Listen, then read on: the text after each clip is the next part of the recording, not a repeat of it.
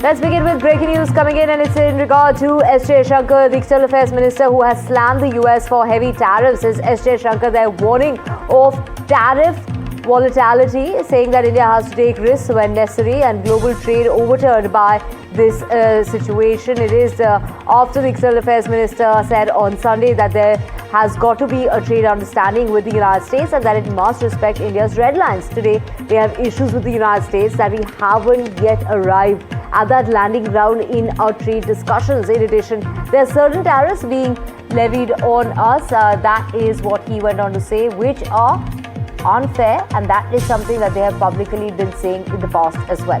So now it is, of course, the External Affairs Minister there saying that India needs to take risks because the global trade has been overturned by the volatility as far as these US tariffs are concerned. So the External Affairs Minister there slamming the United States, warning of tariff volatility because of the tariffs. Now India has to take risks when necessary, and also warning that basically that the United States needs to respect those red lines that have been drawn by India. Listen.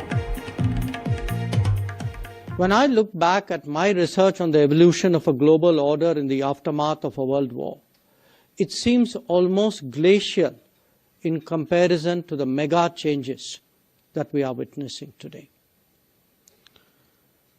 Consider the global landscape now, and let us reflect on the intensity of the transformation and its implications. A third of global manufacturing has moved to a single geography, with attendant consequences for supply chains. There is rising anti-globalization sentiment in many societies. Trade calculations are being overturned by tariff volatility.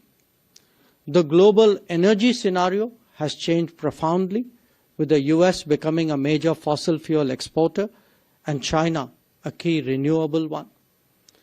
There are competing models on the harnessing of data and the evolution of artificial intelligence which jostle with each other. Vishal, my colleague, joining us in order to get the latest on this. Vishal, though he hasn't named the United States, but this is, of course, an attempt and an attack on all, countries. This is S Jaishankar there making those remarks. Take us to the details. Well, the foreign minister here is trying to highlight the problems associated with, levying these tariffs across the globe that the US has done in the last few weeks. He's trying to, cover all the angles of the story by saying that, these are the implications that these Trump tariffs have had on the rest of the world. He's talked about the global manufacturing sort of being shifted to China in the last few years, and the tariffs could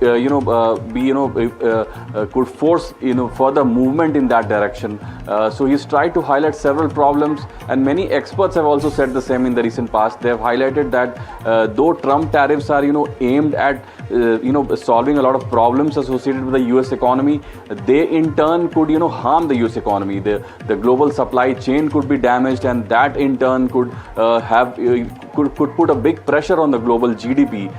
It could have as much as $1 trillion effect on the global economy. So these are some of the problems associated with these Trump tariffs that the foreign minister has tried to highlight. And this is nothing new. I mean, people across the globe, experts, analysts, they've all been talking about this, that these tariffs, they seem quite haphazard in nature, and they only seem to have some detrimental effect on the rest of the world.